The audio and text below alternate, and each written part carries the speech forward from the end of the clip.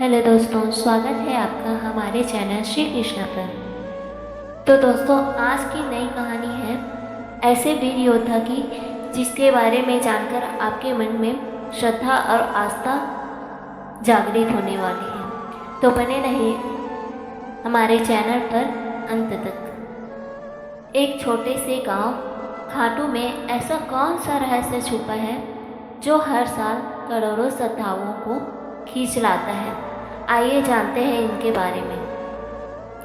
क्या आपने कभी सुना है कि किसी व्यक्ति ने युद्ध में जाने से पहले अपना सिर दान कर दिया हो और वो सिर बिना शरीर के पूरी महाभारत का युद्ध देखता रहा हो। और यही सिर आज खाटू धाम में भगवान के रूप में पूजित है। यह कहानी है घटोत्कच के पुत्र बर्बरीक का, एक ऐसे वीर का जिसे श्री कृष्ण ने कलयुग का भगवान घोषित किया था। लेकिन सवाल यह है कि बर्बरीक ने ऐसा क्या किया कि श्री कृष्ण को उनका सिर मांगना पड़ गया। और क्या खाटू श्याम वही बर्बरीक है जो हर साल फागुन महीने में करीब 1 करोड़ से ज़्यादा श्रद्धालु खाटू श्याम के दरबार में हाजिरी लगाते हैं। कई लोग दावा करते हैं कि उनके यहाँ जाने भर से उनकी अधूरी मनोकामनाएं पूरी हो जाती है और सारी परेशानियां हट जाती हैं। किसी का व्यापार में वृद्धि होता है तो किसी को नौकरी और किसी को संतान सुख की प्राप्ति होती है। क्या यह एक संयोग है या खाटू श्याम जी में कोई अलौकिक शक्ति है? खाटू श्याम मंदिर के भीतर एक अनोखा वातावरण रहता है। उनकी मूर्ति केवल एक शीश भर ही है, लेकिन उसमें इतनी ऊर्जा है कि लोग उनके सामने घंटों ध्यान में बैठे रहते हैं। कुछ लोग बताते हैं कि उन्होंने वहाँ दिव्य प्रकाश देखा, तो कुछ लोगों के शरीर में कंपन महसूस किया। क्या यह केवल एक श्रद्धा है या विज्ञान की शक्ति? और क्यों कहा जाता है कि जब कलयुग में अधर्म चरम सीमा पर पहुंचेगा तब यही श्याम बाबा नील घोड़े पर सवार होकर युद्ध के मैदान में उतरेंगे? क्या यह केवल प्रतीकात्मक विश्वास है या केवल किसी युद्ध के आने का संकेत? इतिहासकारों के पास इसका जवाब नहीं है, लेकिन लाखों भक्त कहते हैं, हारे का सहारा बाबा श्याम हमारा। जो भी श्याम के दरबार में आता है खाली हाथ नहीं जाता। आइए हम जाएंगे उस भूमि पर जहाँ कृष्ण ने बर्बरीक की परीक्षा ली थी, उस इतिहास में जहाँ सबसे पहले एक बलिदान हुआ था, और उस मंदिर तक जहाँ हर धड़कन श्याम नाम का जाप पड़ता है।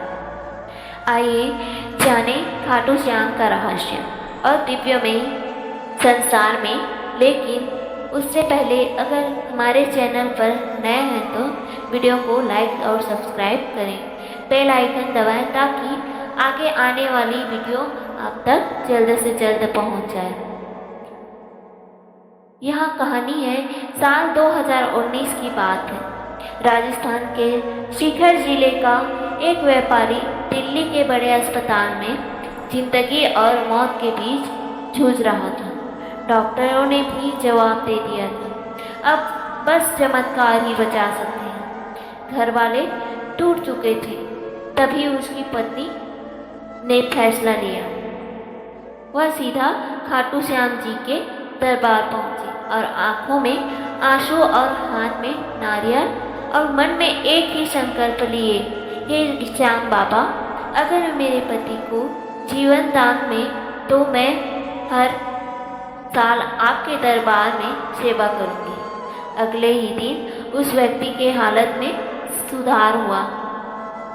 डॉक्टर तक हैरान थे, लेकिन यह सिर्फ एक कहानी से नहीं बल्कि ऐसे हजारों कहानी से जुड़ा है जो सत्य है। जहाँ विज्ञान की सीमाएं खत्म हो जाती है वहाँ आस्था शुरू हो जाती है।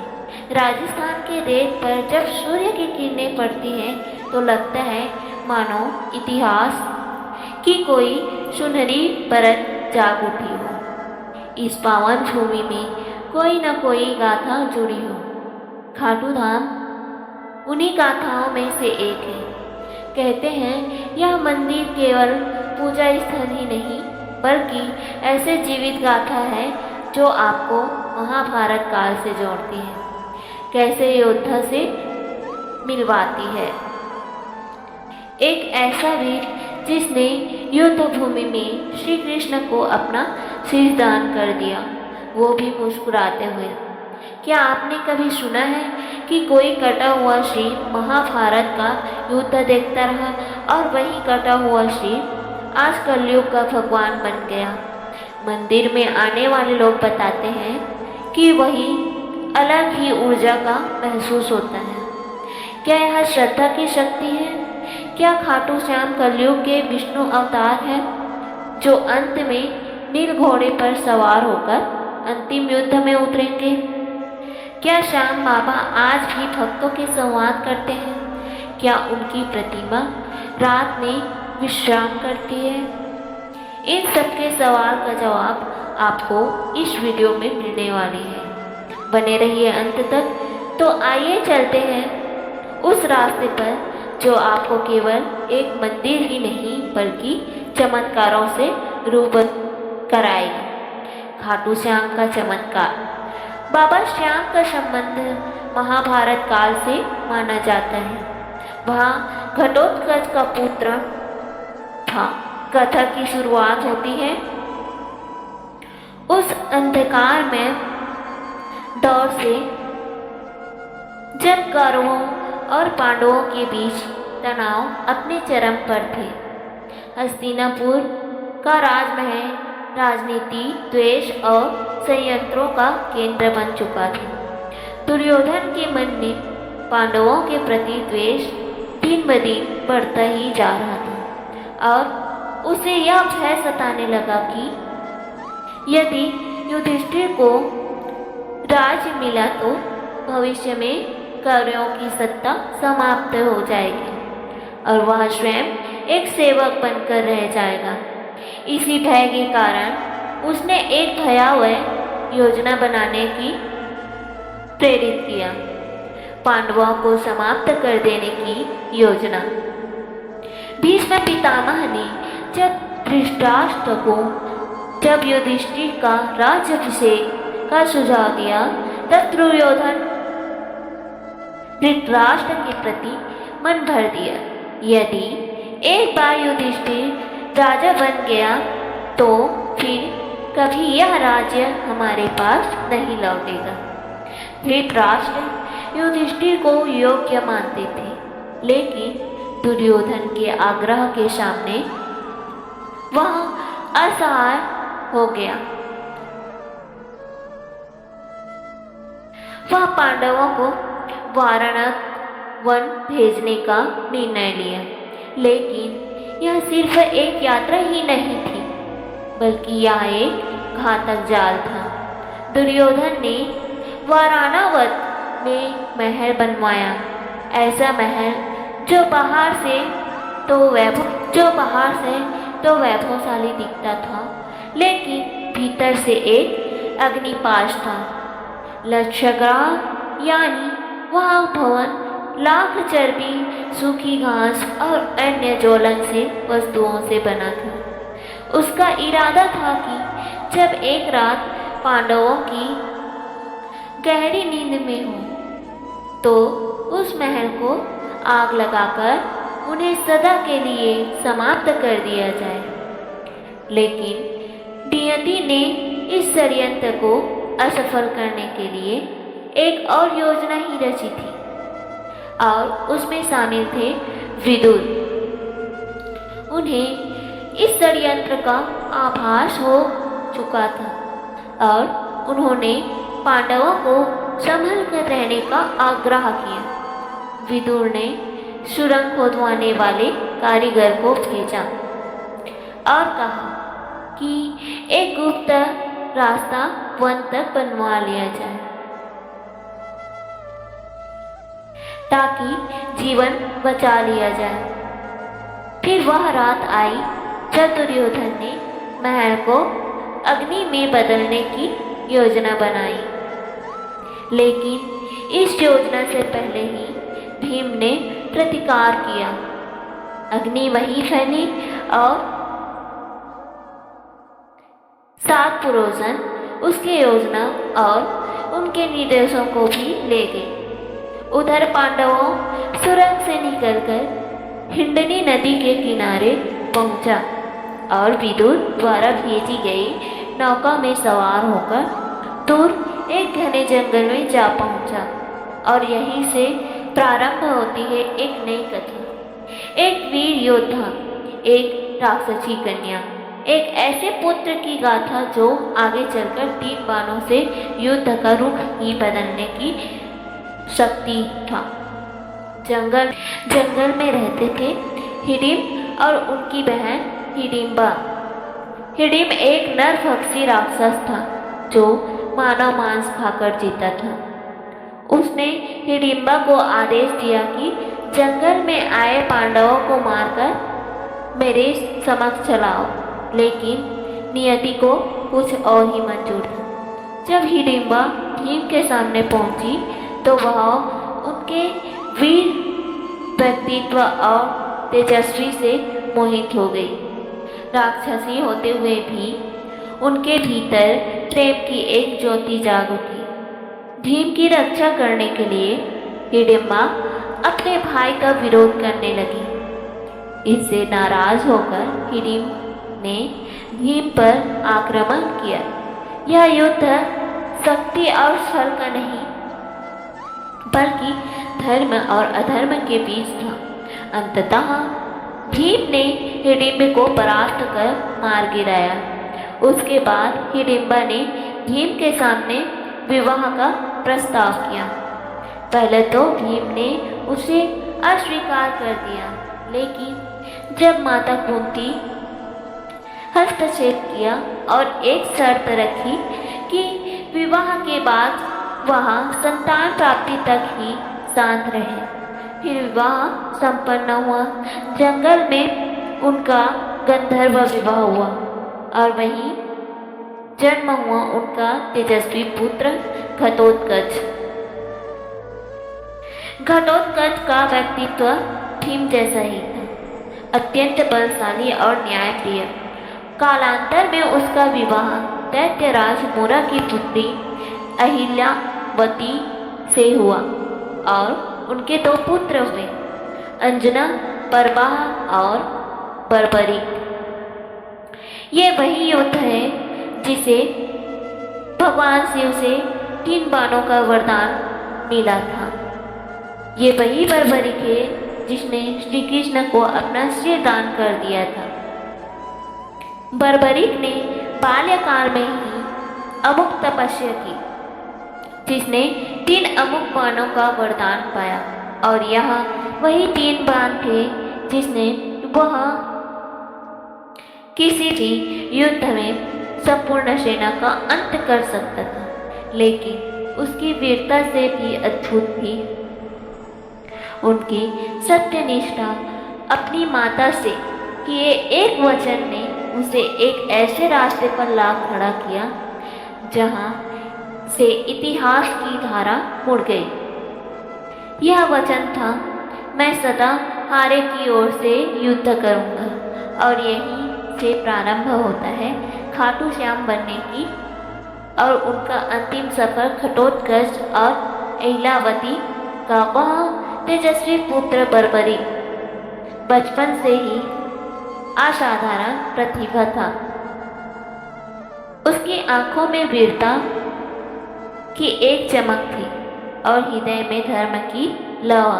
वह युद्ध विद्या, अस्त्र शस्त्र, नीति और तपस्या में अपराजित था, लेकिन उसकी सबसे बड़ी शक्ति थी उसकी आस्था।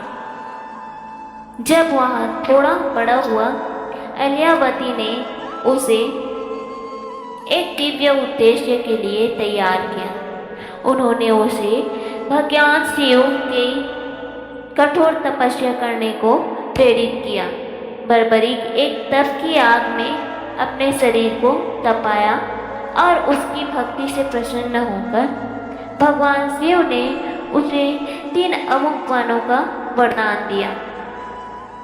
ये बाण ऐसे थे कि एक से लक्ष्य को चिन्हित किया जा सकता था, दूसरे से उसका संहार, तीसरे से उसे वापस बुलाया जा सकता था। कहा जाता है कि मात्र इन 3 बाणों से वह समस्त पृथ्वी की सेनाओं का अंत कर सकता था। समय बीतता गया और युद्ध का वह क्षण समीप आ गया जिसे महाभारत का नाम से जाना जाता था। कुरुक्षेत्र की भूमि पर धर्म और अधर्म आमने सामने थे। सभी योद्धा एकत्र हो चुके थे। उसी समय बर्बरीक ने युद्ध भूमि में जाने का निश्चय किया। वह युद्ध में भाग लेना चाहता था क्योंकि उसका हृदय न्याय के लिए धड़कता था, परंतु उसके मां से लिया गया वचन अब उसके रास्ते पर खड़ा था। उसने प्रण लिया था कि वह सदैव हारे हुए पक्ष से लड़ेगा। कुरुक्षेत्र जाते हुए जब वह अपने नीले रंग के घोड़े पर सवार होकर चला तो मार्ग में एक ब्राह्मण ने उसका रास्ता रोक लिया, लेकिन वह कोई साधारण ब्राह्मण नहीं था। वह स्वयं भगवान श्री कृष्ण थे जो उसकी शक्ति और उसके निर्णय की परीक्षा लेना चाहते थे। श्री कृष्ण ने मुस्कुराकर पूछा, वत्स, तुम कहाँ जा रहे हो? बर्बरीक ने उत्तर दिया, ब्राह्मण, मैं महाभारत के युद्ध में जा रहा हूँ। मेरा कर्तव्य है कि मैं उस पक्ष के लिए युद्ध करूं जो हार रहा हूँ। श्री कृष्ण ने उसकी वीरता पर संदेह नहीं किया, लेकिन उसके निर्णय से उत्पन्न होने वाले परिणामों की गहराई को समझना आवश्यक था। उन्होंने पूछा, यदि तुम केवल हारे हुए पक्ष की ओर से लड़ोगे तो युद्ध का क्या होगा?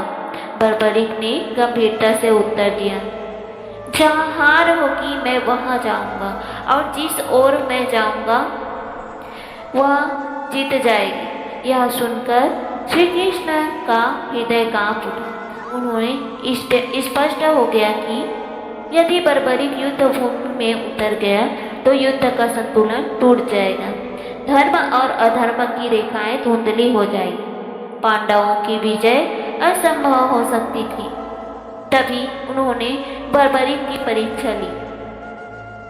उन्होंने एक वृक्ष की ओर इशारा करते हुए कहा, अगर तुम इतने पराक्रमी हो तो इन पत्तों को एक बाण से भेद कर दिखाओ।